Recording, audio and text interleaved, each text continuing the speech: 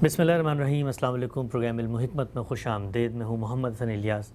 नाज़रीन कराम, मज़हब इस्लाम क्या है, उसकी हकीकत क्या है, उसका मकसद क्या है, उसके मशमूलात क्या हैं, ये हमसे कैसे मुतल्लक़ होते हैं, इन्हें कौन ज़मीन पे लेके आता है और उनके दुनिया से जाने के बाद अब किसकी ज़िम्मेदारी है और वो ये ज़िम्मेदारी कैसे पूरी करेंगे, एक पूरी ताबीर, एक पूरा नुक्ता नज़र जो गामदी साहब की किताब मीज़ान के दूसरे मुक़दमे में दीन हक़ के ज़ेर उन्वान बयान हुआ है। एक तरतीब से हम समझ रहे हैं कि मज़हब इस्लाम हमसे कैसे मुतल्लक़ होता है और उसकी हिदायत और तकाज़े क्या हैं। हमने गुज़िश्ता नशिस्त में जाना था कि मज़हब इस्लाम के ज़ाहिरी और बातनी तकाज़े क्या हैं, फिर हमने ये भी समझा कि ईमान के तकाज़े क्या हैं। आज उस बहस को आगे बढ़ाएंगे और ये देखेंगे कि हमारे हालात के लिहाज से ईमान के और कौन से तकाज़े हैं जो हमसे मुतल्लक़ होते हैं और अल्लाह ताला की इस बाब में क्या हिदायत हैं।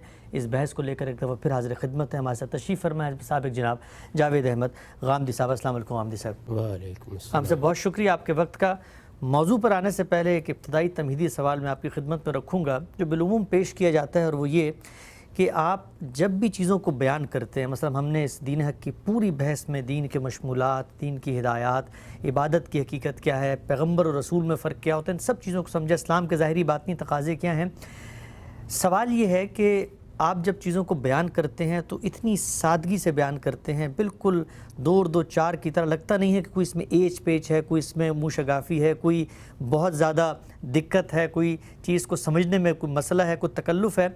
इस पर सवाल ये किया जाता है कि इससे तो दीन एक बहुत ही सादा सी शक्ल में सामने आ जाता है, जबकि बाकी उलूम को देखें उनके अंदर गहराई होती है, वुसअत हैं, तफसीलात हैं। इसीलिए हमारी जो दीन की शरह वजाहत की किताबें हैं उनमें बहुत बड़े बड़े मसाइल और चीज़ें बयान होते हैं, तकाज़े हैं। ये इतना सादा कैसे हो सकता है, एक मज़हब इतना वाज़े, इतना दो टोक, इतना मुख्तसर कैसे हो सकते हैं उसके तकाज़े।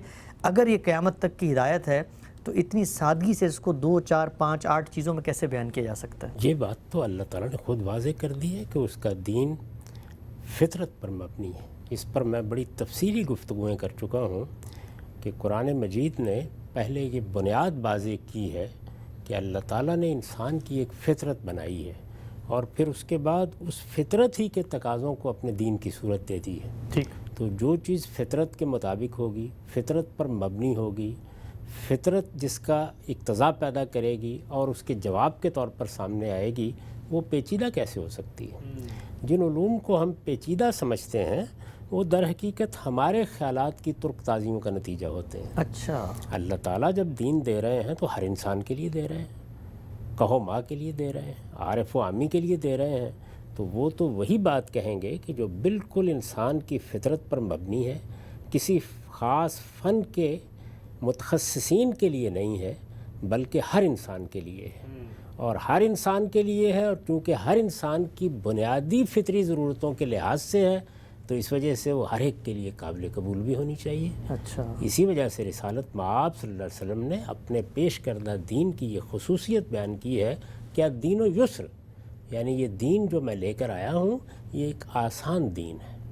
तो अगर कोई चीज़ आपको मुश्किल लग रही है, पेचीदा लग रही है, तो उस पर तो गौर करना चाहिए कि आप कहीं कोई गलत ताबीर तो नहीं कर रहे हैं। कुरान मजीद अपने बारे में कहता है कि वो साफ़ अरबी ज़ुबान में है, वो आखिरी दर्जे की इबानत के साथ अपनी बात बयान करता है। जगह जगह इस बात को कहता है कि उसमें कोई कज पेश नहीं है, वो एक सीधी साफ बात है। अल्लाह ताला ने अपने बारे में ये फरमाया है कि मैं तो सिराते मुस्तकीम के ऊपर हूँ। सिराते मुस्तकीम या सीधी राह की ताबीर इसी दीन के लिए इख्तियार की गई है। हम अपनी नमाज़ों में इसी की दुआ मांगते हैं, इहदिनस सिरातल मुस्तकीम।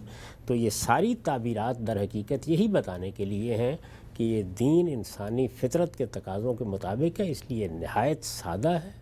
ये बिल्कुल उसी तरह है जिस तरह के इंसान के अंदर इसका इक़्तिज़ा होना चाहिए, इसमें कोई कज पेश नहीं है।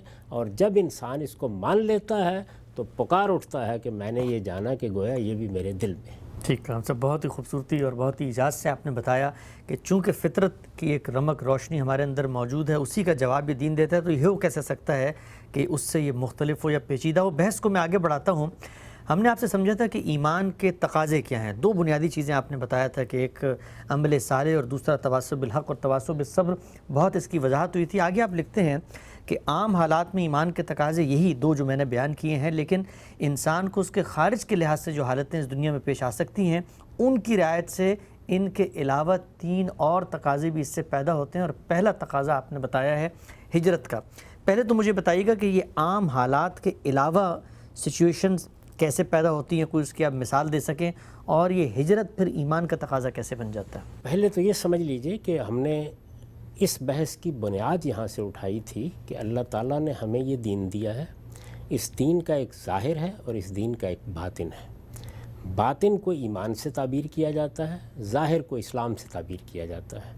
اس ظاہر و باطن دونوں کے لیے بھی لفظ اسلام جب دین کے طور پر بولا جاتا ہے تو قرآن اس کو استعمال کرتا ہے، لیکن کبھی کبھی ظاہر اور باطن کے اس فرق کے ساتھ بھی اسی لفظ کو استعمال کرتا ہے۔ اس کی مثال سورہ حجرات میں موجود ہے، جہاں پر ان لوگوں کو جو بدو تھے، باہر سے آ کے ایمان لائے تھے، پوری طرح ایمان ان کے دل و دماغ میں نہیں اترا تھا، خطاب کر کے یہ کہا کہ تم ایمان کے دعوے نہ کرو، ایمان تو ایک باطنی حقیقت ہے جو انسان کے دل و دماغ کا احاطہ کرتی ہے، تم نے اسلام قبول کیا ہے۔ یعنی جو ظاہر میں چیزیں تقاضا کی جاتی ہیں، جیسے مثلا یہ کہ توحید کا اقرار کرنا ہے، رسالت میں آپ صلی اللہ علیہ وسلم کی رسالت کو ماننا ہے، نماز کا اہتمام کرنا ہے، روزہ رکھنا ہے، ان چیزوں کو تم نے مان لیا ہے، لیکن یہ کہ ایمان کیا ہے، اللہ کے ساتھ سچا تعلق کیا ہے، اس کی حقیقی معرفت کیا ہے، اللہ تعالیٰ کے ساتھ یہ تعلق انسان کے باطن میں کیا انقلاب پیدا کر دیتا ہے، انسان کے اندر بندگی کا شعور کیسے پیدا ہوتا ہے، بندے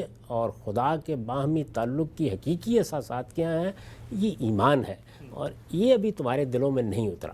تو اس موقع کے اوپر بھی یہ دونوں تعبیریں الگ الگ استعمال کی ہیں۔ رسالت میں آپ صلی اللہ علیہ وسلم کی جس گفتگو کا میں نے حوالہ دیا، اس میں بھی یہ دیکھیے کہ جبریل امین نے جب آ کے سوالات کیے ہیں تو انہوں نے 2 سوال کیے پہلے، یعنی ایمان کیا ہے، اسلام کیا ہے۔ تو یہاں پر بھی گویا اسلام کو اسی مفہوم میں استعمال کیا جس کی مثال ہمارے پاس سورہ حجرات میں موجود ہے۔ رسالت میں آپ صلی اللہ علیہ وسلم نے ایمان کے بھی ارکان بتا دیے اور اسلام کے بھی ارکان بتا دیے، 5 چیزیں بیان کر دیں۔ میں نے یہ عرض کیا تھا کہ یہ اعجاز ہے کہ رسالت میں آپ صلی اللہ علیہ وسلم نے اس طرح سے اس کو ہمارے سامنے رکھ دیا، اور پھر یہ تنبیہ بھی فرما دی کہ جبریل امین اس لیے آئے تھے یعلمکم دینکم، تمہیں تمہارا دین سکھانا چاہتے تھے۔ قرآن مجید انہی سب چیزوں کو بیان کرتا ہے، انہی کی دعوت دیتا ہے، جگہ جگہ ان کو اس اعجاز کے ساتھ بھی بیان کرتا ہے اور بعض جگہوں کے اوپر اس کی تفصیل بھی کرتا ہے۔ تو یہ تو اصل میں ایمان و اسلام ہو گیا، یعنی گویا یوں سمجھ لیجئے کہ وہ چیزیں جن پر ایمان و اسلام کھڑے ہیں وہ اللہ تعالیٰ نے متعین کر کے بتا دیں۔ اسی وجہ سے لوگوں نے یہ تعبیر اختیار کی کہ یہ ارکان اسلام ہے، گویا اسلام کی عمارت ان ستونوں کے اوپر قائم ہوتی ہے۔ اس کے بعد ظاہر ہے کہ یہ جو ایمان ہے اصل حقیقت تو وہی ہے، اللہ پر ایمان، اللہ کی سچی معرفت، عبد و معبود کے تعلق کا شعور، میں بندہ ہوں وہ میرا مالک ہے، اس کائنات کا بادشاہ ہے، اس نے مجھے بنایا ہے۔ تو یہ ایمان اب مجھ سے کیا آنے کے بعد بس چھوڑ کر چلا جائے گا کہیں، یہ کچھ تقاضے کرے گا نا۔ تو وہ تقاضے کا مطلب یہ ہے کہ جیسے یہ ایمان میرے دل و دماغ میں اترتا ہے تو پھر مجھ سے علم اور عمل کے لحاظ سے کچھ چیزیں چاہتا ہے، وہ بیان کی جا رہی ہیں۔ تو ان میں پہلے میں نے یہ بیان کیا تھا کہ ایک تقاضے تو وہ ہیں کہ میں جنگل میں ہوں، میں چھوٹا ہوں، میں بڑا ہوں، میں کسی جگہ پر کھڑا ہوں، میں بادشاہ ہوں، میں عالم ہوں، میں عارف ہوں، میں عامی ہوں، کوئی بھی میری حیثیت ہے، ہر حیثیت میں ہر وقت جو تقاضے مجھ سے کیے جاتے ہیں وہ 2 ہیں، یعنی میں اچھا عمل کروں گا۔ یعنی یہ بات جگہ جگہ قرآن مجید نے واضح کی ہے کہ جب تم ایمان لاتے ہو تو پھر یہ ہو نہیں سکتا کہ ایمان کا تخم تو کاشت کر دیا جائے تمہارے دل میں، لیکن وہ عمل کی صورت میں برگ و بار نہ لائے۔ یہ اس کا لازمی نتیجہ ہے کہ ایسا ہونا چاہیے، اگر نہیں ہو رہا تو یہ غور کرنے کی بات ہے کہ کیوں نہیں ہو رہا۔ یعنی کیا ایمان کی حقیقت سے آشنائی نہیں ہے؟ کیا ایمان کو جیسے جاننا تھا اس طرح نہیں جانا گیا؟ کیا ایمان جن چیزوں کی معرفت پیدا کرنا چاہتا ہے وہ معرفت کی سطح پر نہیں آئی؟ کیا ایمان جس علم پر مبنی ہے اس میں کوئی خامی رہ گئی ہے؟ تو اس پر غور کرنا چاہیے، ورنہ یہ ہو نہیں سکتا کہ ایمان دل کے اندر اتر جائے اور پھر وہ عمل صالح کا تقاضا نہ کرے۔ یہ انسان کی فطرت کا اقتضاء ہے، اس کو بیان کیا ہے قرآن مجید نے، اور اسی وجہ سے جگہ جگہ یہ کہا کہ الذین آمنوا وعملوا الصالحات، یعنی جیسے ہی آدمی ایمان لے آتا ہے تو خدا کو ماننے، اللہ تعالیٰ پر ایمان لانے کا مطلب ہی یہ ہے کہ اب میں اپنی زندگی کو سنواروں گا۔ جب زندگی کو آپ سنوارتے ہیں، اپنے اندر پاکیزگی پیدا کرتے ہیں، اپنا تزکیہ کرتے ہیں، تو اس سے عمل وجود میں آتا ہے۔ وہ عمل کون سا عمل ہوتا ہے؟ صالح عمل، ٹھیک، اچھا عمل۔ تو یہ تو گویا یوں سمجھ لیجئے کہ ایمان آئے گا تو اس کا ظہور اس صورت میں ہو جائے گا، لازمی تقاضے۔ اس کے بعد دوسری چیز کیا ہے؟ دوسری چیز یہ ہے کہ میں ایک معاشرت پسند حیوان ہوں، یعنی انسان کی حیثیت سے یہ ممکن نہیں ہے کہ میں معاشرت کی طرف توجہ نہ کروں۔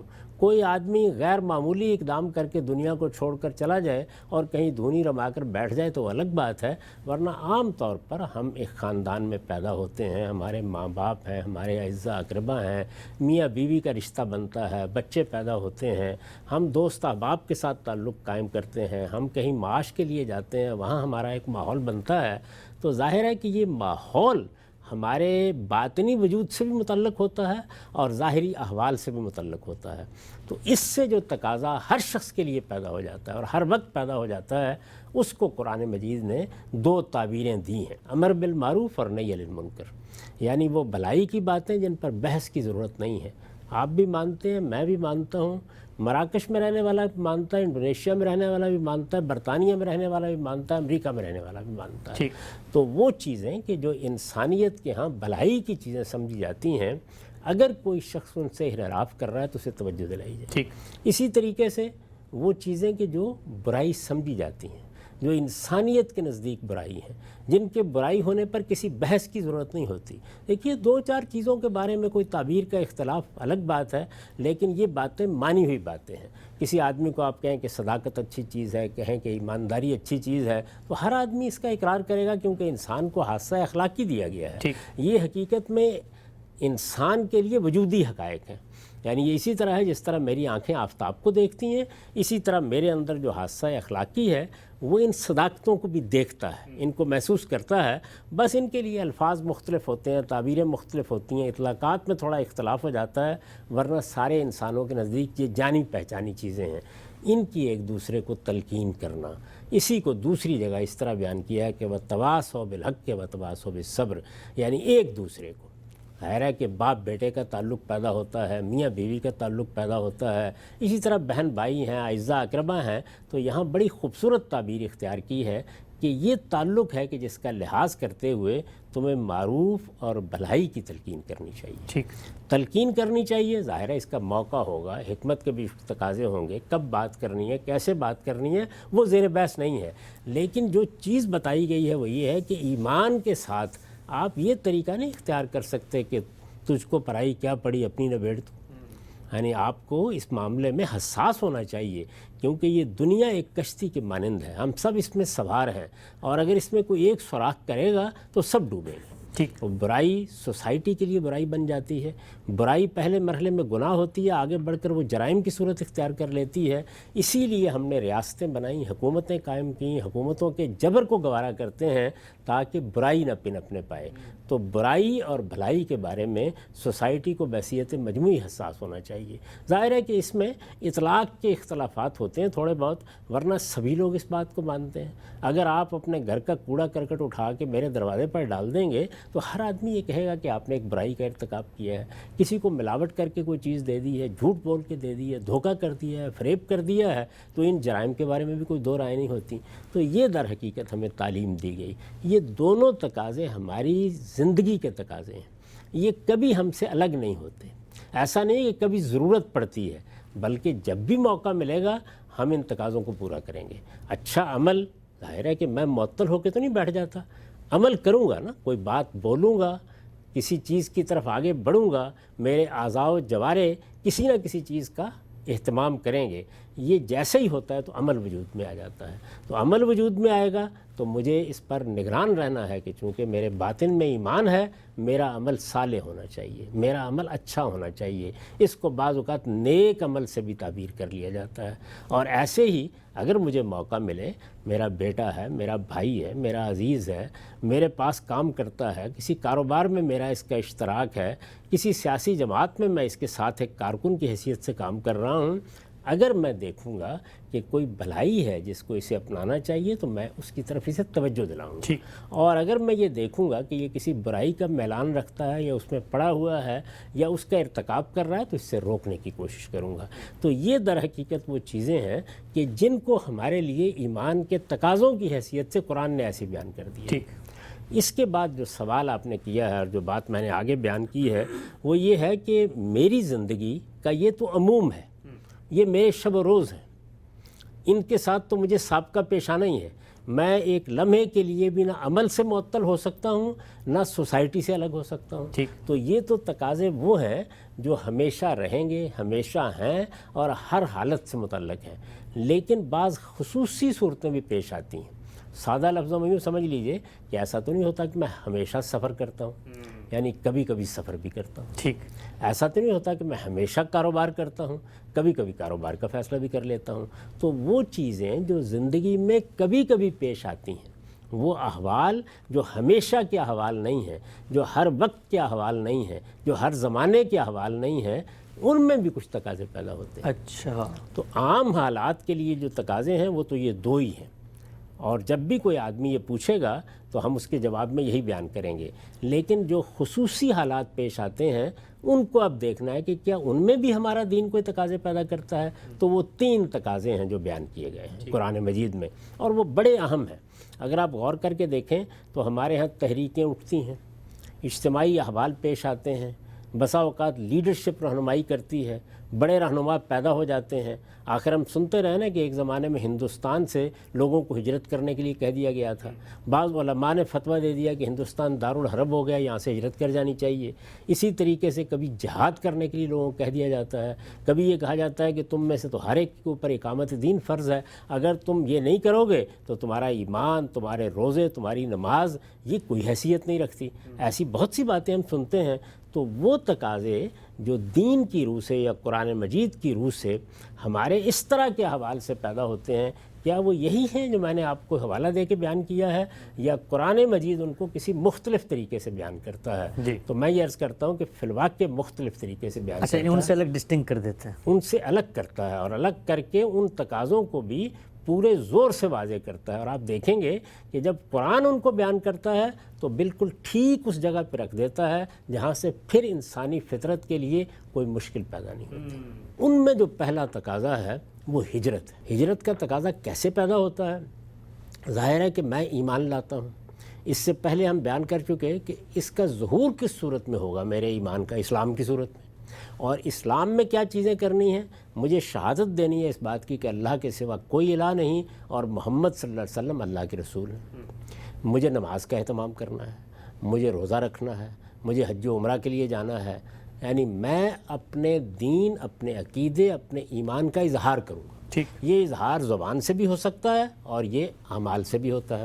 جب میں اس کا اظہار کرتا ہوں تو کیا میری سوسائٹی اس معاملے میں میرے خلاف کھڑے ہو کر کسی جبر پر تو نہیں آمادہ ہو جاتی؟ یعنی ایسا ہوتا ہے کہ کوئی آدمی میرے اس ایمان سے اختلاف کرتا ہے، اس سے کوئی فرق نہیں پڑتا، اس سے کوئی فساد پیدا نہیں ہوتا۔ ایسا بھی بارہا ہوتا ہے کہ لوگ تنقید کرتے ہیں، یعنی ہم مسلمانوں کی حیثیت سے اپنے دین کو پیش کرتے ہیں تو ایسے بہت سے معاشرے ہو سکتے ہیں کہ جس میں لوگ یہ کہیں کہ یہ بات تو ٹھیک نہیں ہے جو لوگ کر رہے ہیں، یعنی ہمارا عقیدہ کیا ہے، ہمارے اعمال کیا ہیں، ان سب چیزوں سے دنیا میں لوگ اختلاف کر سکتے ہیں۔ اختلاف سے یہ دنیا مبرہ نہیں ہو سکتی۔ اللہ تعالیٰ نے اس کو بنایا ہی اس طریقے سے ہے کہ یہاں اختلافات ہوں گے، اختلافات رہیں گے، لیکن ایسا بھی بارہا ہوتا ہے کہ بعض معاشرے اس طرح کے معاملات میں آمادہ جبر ہو جاتے ہیں۔ اس کو انگریزی زبان میں آپ پرسیکیوشن کے لفظ سے ادا کرتے ہیں، یعنی کسی شخص کو مارنا پیٹنا شروع کر دیا جائے، اس کی جان کے لوگ درپے ہو جائیں، اس کے مال کے درپے ہو جائیں، اسے اپنے وطن سے نکالنا چاہیں، اور اس کا قصور اس کے سوا کچھ نہ ہو کہ وہ ان سے مختلف دین کو اختیار کیے ہوئے. ٹھیک. اسی کو قرآن مجید نے فتنہ کے لفظ سے تعبیر کیا ہے. یعنی عربی زبان میں اس کو فتنہ کہا ہے کہ کسی شخص کو اس امتحان میں ڈال دیا جائے کہ وہ اللہ کا نام کیوں لیتا ہے, اللہ کو اپنا پروردگار کیوں مانتا ہے, تنہا اللہ کو کیوں مانتا ہے. ہم یہ جانتے ہیں کہ دنیا میں ایک زمانے میں شرک کا غلبہ رہا ہے. شرک ایک تہذیب کی حیثیت رکھتا تھا اور بادشاہ بھی اس کے ماننے والے تھے. وہ بسا اوقات اپنا دین دوسروں سے منواتے تھے. اس طرح کی صورتحال خود مذہبی معاشروں میں پیدا ہوئی ہے. یہ معلوم ہے کہ خود مسیحیوں کے ہاں پادریوں نے, ہمارے ہاں بعض موقعوں کے اوپر علماء نے اور بعض موقعوں کے اوپر حکمرانوں نے کس طرح سے بعض چیزیں جبراً منوانا چاہیے دوسروں سے. خلق قرآن میں احمد بن حنبل سے جو کچھ ہوا اس سے ہم میں سے ہر شخص واقف ہے.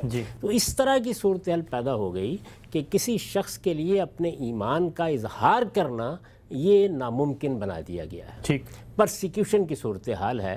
اس میں اللہ تعالیٰ یہ فرماتے ہیں کہ اب نماز نہیں پڑھنے دی جا رہی, روزہ نہیں رکھنے دیا جا رہا, ایمان کا اظہار نہیں کرنے دیا جا رہا. یعنی یہ نہیں کہ کوئی اختلاف کر رہا ہے یا ماحول سازگار نہیں ہے, وہ بالکل الگ چیز ہے. ایک آدمی کو آپ ستانے پر آمادہ ہو گئے ہیں. یعنی آپ اسے مارتے ہیں, پیٹتے ہیں, اس کا مال لوٹتے ہیں, اس کو آپ ملازمت سے برخاست کر دیتے ہیں. اس کے لیے اپنے دین کا اظہار کرنا ممکن نہیں رہا. یہ صورتحال جب پیدا ہو جائے تو اللہ تعالیٰ نے فرمایا کہ پھر دیکھو کہ کیا تمہارے لیے کوئی ہجرت کی جگہ ہے, ٹھیک, جہاں جا کے تم اپنے دین کا علانیہ اظہار کر سکو. تو فرمایا کہ پھر لازماً چلے جانا چاہیے. اچھا. یعنی یہ ہجرت پھر ایمان کا تقاضا بن جاتی ہے. یعنی یہ نہیں ہے کہ میں اپنے ایمان کو چھپا لوں گا, میں اس کا اظہار نہیں کروں گا. مجھے اگر کہا جائے گا کہ تم کفر کا اظہار کرو تو میں وہی کر ڈالوں گا. یہ اضطرار میں تو ہوگا. یعنی اب گویا ایمان کا تقاضا یہ بن گیا کہ میں اپنے ایمان اور اپنے اسلام کے اظہار کے لیے کسی آزادانہ فضا کا انتخاب کروں, جہاں جا کے میں جو کچھ دین کو سمجھتا ہوں اسے بیان کر سکوں, جو کچھ میں دین کو سمجھتا ہوں اس پر عمل کر سکوں. اس طرح کی صورتحال کبھی معاشروں میں پیدا ہو جاتی ہے, کبھی مذہبی گروہ پیدا کر دیتے ہیں, کبھی حکمران پیدا کر دیتے ہیں. یہ دیکھیے نا کہ اس وقت بھی دنیا میں کتنے ایسے علاقے ہیں کہ جن میں ایسا جبر کا نظام قائم ہے کہ وہاں آپ دین کو جیسے سمجھتے ہیں اس طرح اس پر عمل نہیں کر سکتے. ٹھیک. یعنی اس دنیا میں بھی, یہ دنیا جس کو اب 21ویں صدی کی دنیا کہتے ہیں, جس میں عام طور پر یہ خیال کیا جاتا ہے کہ لوگوں کو بڑی آزادی میسر آ گئی ہے, اس میں بھی پورے ملک موجود ہیں کہ جن میں ایسی پرسیکیوشن ہے, جن میں مذہبی چیزوں پر پابندیاں لگائی جاتی ہیں, جن میں مسجدوں پر تالے ڈالے گئے ہیں, جن میں قرآن کی اشاعت ممنوع قرار دے دی جاتی ہے. تو ایک آدمی کے لیے اگر یہ صورت کسی جگہ پیدا ہو گئی ہے اور دوسری جانب کوئی ایسی جگہ بھی موجود ہے جہاں وہ ہجرت کر سکتا ہے. یعنی اللہ تعالیٰ نے زمین کو انسان کے لیے اسی وجہ سے اس بنیادی حق کے طور پر کھول دیا ہے کہ تم جہاں چاہو چلے جاؤ. آج کے زمانے میں اللہ تعالیٰ کے اس حکم کی خلاف ورزی ہوتی ہے جب ہم پابندیاں لگاتے ہیں. لیکن اگر ایسی پابندی نہیں ہے, آپ جا سکتے ہیں اور کسی ایسی جگہ پر جا سکتے ہیں جہاں آپ اپنے ایمان و اسلام کا اظہار کر سکیں, تو پھر اللہ تعالیٰ نے فرمایا کہ چلے جانا چاہیے. یہی وہ دین کا حکم ہے جس کے تحت آپ کے علم میں ہے کہ رسالت مآب صلی اللہ علیہ وسلم کے صحابہ نے حبشہ کی طرف ہجرت کی. یعنی جب انہوں نے دیکھ لیا کہ یہاں ہمارے لیے پرسیکیوشن ہی پرسیکیوشن ہے, مذہبی جبر ہے, جو آقا ہیں, جو زبردست ہیں, وہ زیر دستوں کے ساتھ برا سلوک کر رہے ہیں. کسی کو مارا جا رہا ہے, کسی کو پیٹا جا رہا ہے, کسی گھر سے نکالا جا رہا ہے, کسی کی معاش کے لیے ذرائع ختم کیے جا رہے ہیں. یہ صورتحال جب مکہ میں پیدا ہوئی تو یہ معلوم ہے کہ صحابہ کرام نے پھر دوسرے علاقوں کی طرف ہجرت کرنا شروع کر دی. خود رسالت مآب صلی اللہ علیہ وسلم کے ساتھ بھی ایسا ہی معاملہ ہو گیا. یعنی ایک وقت ایسا آ گیا کہ جب قوم کے لوگوں نے یہ فیصلہ کر لیا کہ اب ان کا خاتمہ کر دیا جائے. ٹھیک. تو یہ معلوم ہے کہ اسی رات رسول اللہ صلی اللہ علیہ وسلم کو یہ حکم دیا گیا کہ اب آپ یہاں سے نکل جائیں. لیکن اس میں جو دوسری چیز ہے وہ بھی بہرحال لازم ہے. یعنی کوئی جگہ ہونی چاہیے, کوئی حبشہ ہونا چاہیے, کوئی یثرب ہونا چاہیے. اگر ایسا نہیں ہے, نکلنے کی کوئی راہ سامنے موجود نہیں ہے, تو پھر ظاہر ہے کہ انسان صبر کرے گا. اس میں بھی اللہ تعالیٰ نے احکام دیے ہیں کہ اس میں اگر آپ کو کفر کا کلمہ بھی کہنا پڑ گیا ہے تو اللہ اسے معاف کر دے گا. اس میں فرمایا کہ الا من اکرہ وقلبہ مطمئن بالایمان, یعنی ایمان پر دل مطمئن ہے لیکن مجبوری میں آپ کو کفر کی بات کہنی پڑ رہی ہے، یا اپنے اسلام کو چھپانا پڑ گیا ہے، یا ظاہر میں نماز روزے کے بارے میں یہ تاثر دینا پڑ گیا ہے کہ آپ اس کا اہتمام نہیں کر رہے، تو اللہ اس کو معاف کر دے گا۔ ٹھیک، یہ بات استقرار میں ہوگی۔ اگر کوئی استقرار نہیں ہے، کوئی جگہ موجود ہے، آپ وہاں جا سکتے ہیں، تو پھر آپ کو جانا چاہیے۔ تو اس کو دیکھیے قرآن مجید نے جہاں بیان کیا ہے، آپ جس مقام کا حوالہ دے رہے تھے اسی سے اس کی حقیقت بھی پوری طرح واضح ہو جاتی ہے۔ یہ سورہ نساء ہے جس کی 97 آیت ہے، یعنی رسالت مآب صلی اللہ علیہ وسلم نے جب یثرب میں جا کے قیام فرمایا اور یثرب کو ایک دارالہجرت کی حیثیت حاصل ہو گئی۔ یہ کیا تھا؟ ایک جگہ میسر آ گئی جہاں لوگ اپنے ایمان کا اظہار کر سکیں، جہاں ان کو حفاظت کے ساتھ منتقل کرنا ممکن ہو سکے۔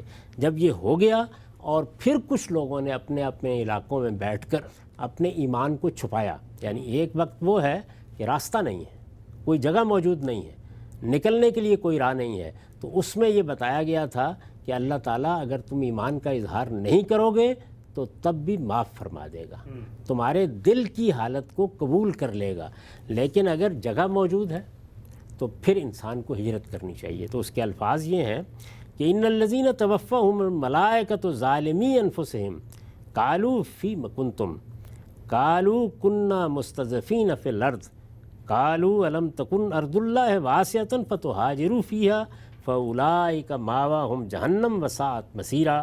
جن لوگوں کی روحیں فرشتے اس حال میں نکالیں گے کہ وہ اپنی جانوں پر ظلم ڈھائے ہوئے تھے، یعنی یہ سیاق بتا رہا ہے کہ وہ ایسی جگہ تھے جہاں ان کو اسلام کا اظہار نہیں کرنے دیا جا رہا تھا، وہ اس جبر کے ماحول میں اللہ تعالیٰ کے دین کے ساتھ اپنے تعلق کا واضح اعلان نہیں کر سکتے تھے، وہ نماز کا اہتمام نہیں کر سکتے تھے، وہ محمد الرسول اللہ صلی اللہ علیہ وسلم سے اپنی وابستگی کا اظہار نہیں کر سکتے تھے۔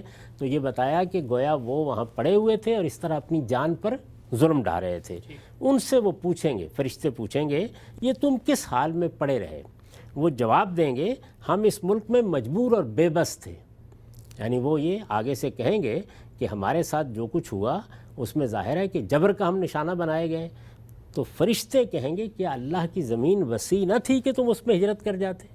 یہی لوگ ہیں جن کا ٹھکانہ جہنم ہے اور وہ بڑا ہی برا ٹھکانہ ہے۔ تو اس سے معلوم ہوا کہ بے بسی کی یہ صورت اگر ہے کہ کوئی راستہ ہی نہیں ہے تو پھر تو ٹھیک ہے، لیکن اگر یہ صورت نہیں ہے، راستہ موجود ہے، جانے کی جگہ سامنے کھلی ہوئی ہے، تو پھر آدمی کے لیے یہ انتخاب نہیں ہے کہ اچھی بات ہے میں کفر کا کلمہ ہی کہہ دوں گا، نہیں، پھر اس کو ایمان کا اظہار کرنے کی جگہ تلاش کرنی چاہیے۔ تو گویا قاعدہ کیا بنا؟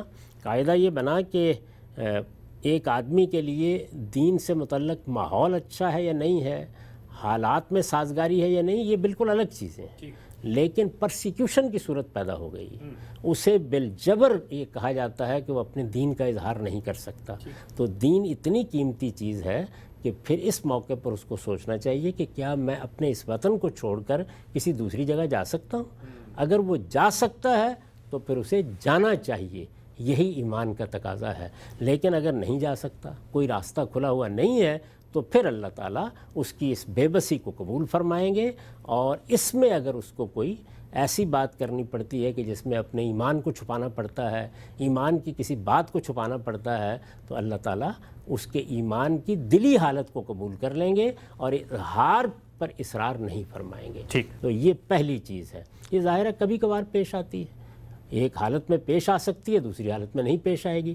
آج کے زمانے میں پیش آ سکتی ہے، کل کے زمانے میں ہو سکتا ہے پیش نہ آئے۔ اس وقت دنیا کے بڑے حصوں میں یہ صورتحال نہیں ہے، لیکن کچھ حصے ایسے ہیں کہ جس میں یہ صورتحال ہے۔ تو اس وجہ سے میں نے یہ بیان کیا کہ یہ وہ تقاضے ہیں کہ جو حالات کے لحاظ سے پیش آتے ہیں، یعنی ہر وقت لوگوں سے یہ تقاضا نہیں کیا گیا کہ وہ ہجرت کر جائیں گے۔ اس طرح کی صورتحال پیش آ جائے تو پھر انہیں اپنا وطن چھوڑ دینا چاہیے۔ آپ صاحب پہلا نقطہ بہت ہی وضاحت سے آپ نے بیان کیا کہ یہ جو حالات کی رعایت سے بسا اوقات آپ کی منصبی ذمہ داری ہوتی ہے، اور ایسا پریشر، پرسیکیوشن کے دین کے وہ جو اصولی تقاضے ان پہ عمل درآمد بھی ممکن نہ رہو، ظلم اور جبر کا ماحول ہو، تو پھر ہجرت کرنی ہے۔ چند سوالات میں یہاں پر آپ کے سامنے رکھتا ہوں، پریکٹیکل سوالات اس اصول کی روشنی میں۔ مجھے بتائیے گا کہ بارڈر لائن کیا ہے؟ مثال کے طور پہ ہمیں دیکھتے ہیں کہ ایک ہندو اکثریتی ملک میں مسلمانوں کو گائے کی قربانی نہیں کرنے دی جاتی اور کوئی کرے تو پرسیکیوشن کا نشانہ بنایا جاتا ہے، تو اب کیا یہ بھی ایک عذر بن سکتا ہے؟ مسلمان علماء انہیں ترغیب دیں گے کہ آپ کا حق تھا قربانی، دین کا تقاضا تھا، آپ اس پر عمل درآمد کرتے، آپ کو نہیں موقع مل رہا تو اب آپ کے لیے بھی ہجرت ہی لازمی ہے؟ دو چیزیں الگ الگ کر لیجئے. ایک وہ چیزیں جو دین میں لازم کر دی گئی ہیں، مثلا 5 وقت نماز پڑھنا میرے لیے لازم کر دیا گیا ہے، رمضان کے روزے رکھنا سال میں 1 مرتبہ میرے لیے ضروری ہے، اسی طرح مجھے حج کے لیے جانا ہے، عمرے کے لیے جانا ہے. وہ چیزیں جو مجھ پر فرض کی گئی ہیں، مجھ پر لازم کی گئی ہیں. قربانی اپنی ذات ہی میں کوئی لازم چیز نہیں ہے. پہلی بات، یہ اپنی جگہ ایک استحباب کا عمل ہے، اگرچہ احناف اس کو واجب کہتے ہیں، لیکن یہ حقیقت ہے کہ ان کے دلائل بہت کمزور ہیں. اس معاملے میں جو باقی ائمہ ہیں ان کا مذہبی صحیح ہے کہ یہ ایک نفل عبادت ہے، پہلی بات. دوسری یہ کہ قربانی بھی ایک بڑی عبادت ہے اور آپ کرنے کا موقع پاتے ہیں. ایک خاص جانور کے بارے میں کچھ حساسیت ہے، تو یہ وہ صورت نہیں ہے کہ جس کے اندر آپ پہ ہجرت فرض ہو جائے گی. یعنی آپ کے لیے اپنے ایمان کا، اپنے اسلام کا اظہار کرنا ناممکن بنا دیا جائے. اس وقت جن معاشروں کا آپ حوالہ دے رہے ہیں وہاں ہمارے لوگ موجود ہیں، وہ اپنے ایمان کا اظہار کرتے ہیں، وہ تبلیغ کرتے ہیں، وہ دعوت کی ذمہ داریاں انجام دیتے ہیں، وہ مسجدیں بناتے ہیں، وہ بہت سے دین کے احکام پر عمل کرتے ہیں. مسلمانوں کی بستیوں میں جا کر جہاں ان کی اکثریت ہے وہاں گائے کی قربانی بھی کر لیتے ہیں. لیکن بعض جگہوں پر یہ صورت ان کو پیش آتی ہے. اس میں بھی اگر کوئی آدمی محض اس وجہ سے کہ مجھے یہ صورت پیش آ گئی ہے تو میں اسی ملک میں کسی دوسری جگہ چلا جاؤں، یعنی ان علاقوں میں چلا جاؤں جہاں مسلمانوں کی اکثریت ہے، یا وہاں مجھے اپنی کمیونٹی کا اعتماد یا ان کی حفاظت حاصل ہو جائے گی، کوئی حرج کی بات نہیں ہے. لیکن وہ چیز جو اپنی ذات میں لازم نہیں ہے وہ آپ کے لیے ہجرت بھی لازم نہیں کرے گی. وہ چیزیں جو ضروری ہیں، جن کا اظہار ہونا چاہیے، جن کو علانیہ ہی کیا جا سکتا ہے، ان کے بارے میں البتہ ایسی صورت پیدا ہو جائے اور ہجرت کی جگہ بھی موجود ہو تو پھر اپنا وطن چھوڑ دینا چاہیے. ٹھیک ہے صاحب، کچھ اور مثالیں میں آپ کے سامنے رکھتا ہوں. مغربی ممالک کے بارے میں بالعموم علماء کا یہ تاثر ہوتا ہے کہ آپ وہاں جائیں گے تو جو بنیادی دین کے تقاضے ہیں ان پر عمل درآمد مشکل ہوگا اور ایک لمبے عرصے تک مسلمانوں کو روکا بھی گیا. 2 مثالیں آپ کے سامنے رکھتا ہوں.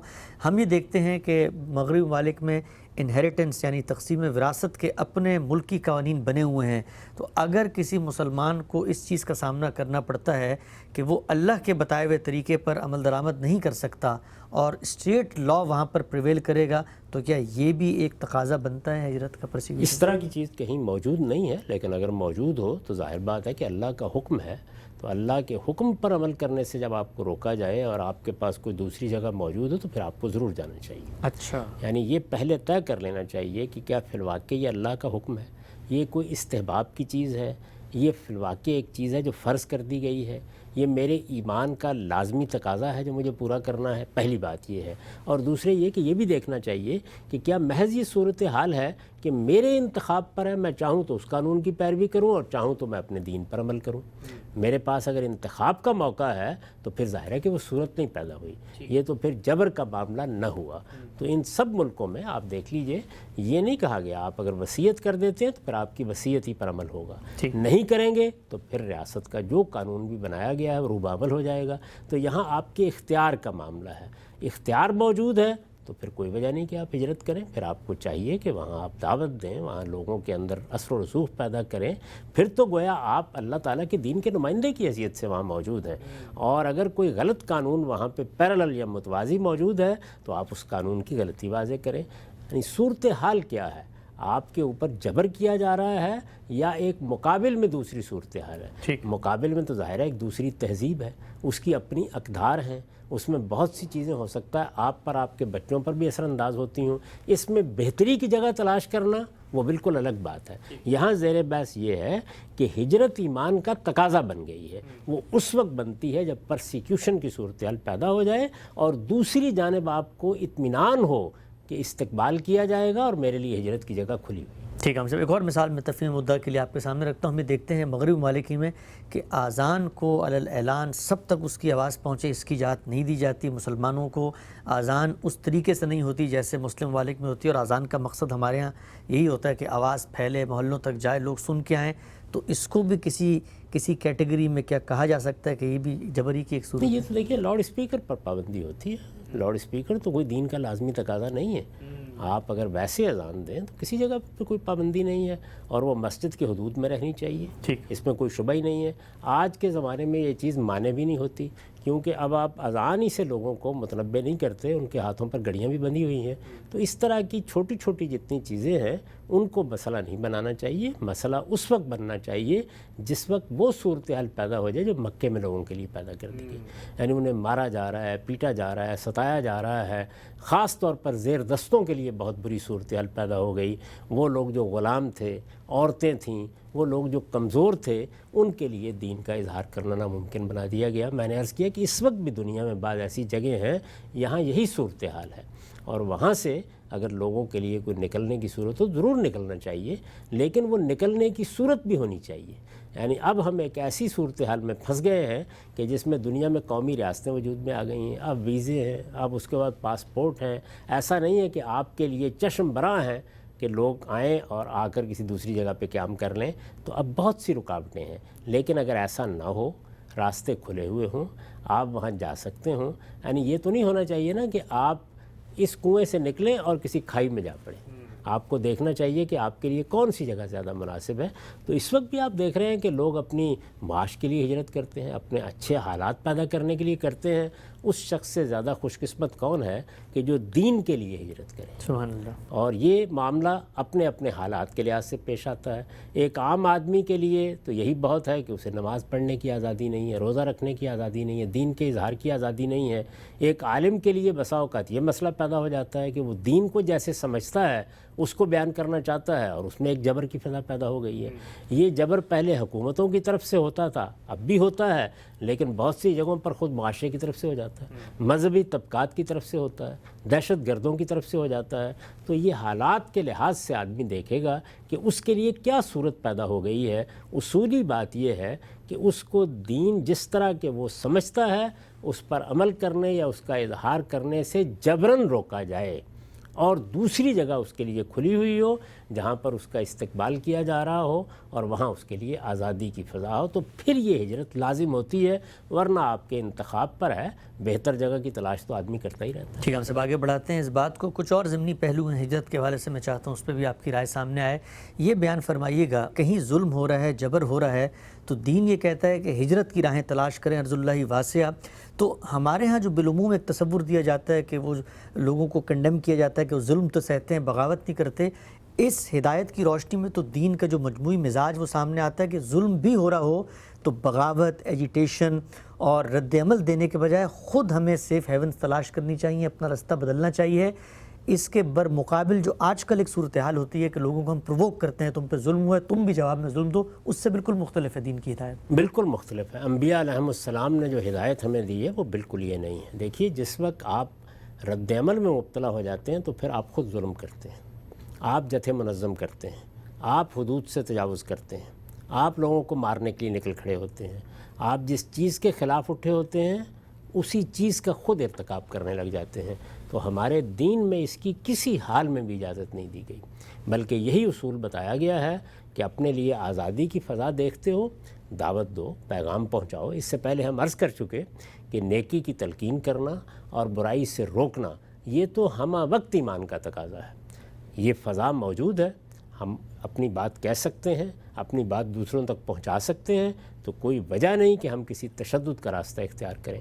تشدد کا راستہ, لوگوں کی جان مال کے درپے ہونا, یہ فساد ہے, اور اللہ تعالیٰ کے دین میں فساد کی کوئی گنجائش نہیں ہے. انبیاء علیہم السلام نے اپنے قریب بھی کبھی ایسی چیز کو نہیں آنے دیا. سیدنا مسیح علیہ السلام کو جو حالات پیش آئے اس سے ہم واقف ہیں, یحییٰ علیہ السلام کو جو حالات پیش آئے ان سے بھی ہم واقف ہیں. خود رسالت مآب صلی اللہ علیہ وسلم جب تک مکے میں رہے وہاں جو حالات تھے وہ بھی ہمارے علم میں ہے, لیکن وہاں صحابہ کرام کی ایک جمعیت وجود میں آ گئی تھی. کبھی ان سے یہ نہیں کہا گیا کہ ایک دوسرے کو مارنا شروع کر دو, بغاوت کر دو, اس مکے کے اندر فساد پیدا کر دو. نہیں, ہجرت کا راستہ اختیار کیا گیا. تو اگر آپ کے لیے اچھی صورتحال ہے تو اللہ کا شکر ادا کریں اور اپنے دین پر عمل پیرا رہیں. یعنی دین کے وہ احکام جو آپ کی ذات سے متعلق ہیں آپ ان پر عمل پیرا ہوں, اور اگر اس میں کوئی رکاوٹ پیدا ہوتی ہے اور وہ رکاوٹ جبر کی صورت اختیار کر لیتی ہے تو یہ فتنہ ہے۔ اس میں ہمیں یہ بتایا گیا ہے کہ اگر کوئی اچھی جگہ موجود ہے اور وہاں استقبال کیا جا رہا ہے، راستہ کھلا ہوا ہے، تو پھر آدمی کو ہجرت کر جانی چاہیے۔ ٹھیک ہے، ہم سب یہ بیان فرمائیے گا کہ یہ ہدایات ظاہری بات ہے مسلمانوں سے متعلق ہیں، ہم قرآن پر ایمان رکھتے ہیں، ہم جب جائزہ لیتے ہیں عالمی منظرنامے میں تو شاید ہی کوئی مسلم ملک ہو 57 اسلامی ممالک میں سے جو پرسیکیوشن کے نتیجے میں جو اسائلم گرانٹ کرتے ہیں ان میں اس کا نام ہو۔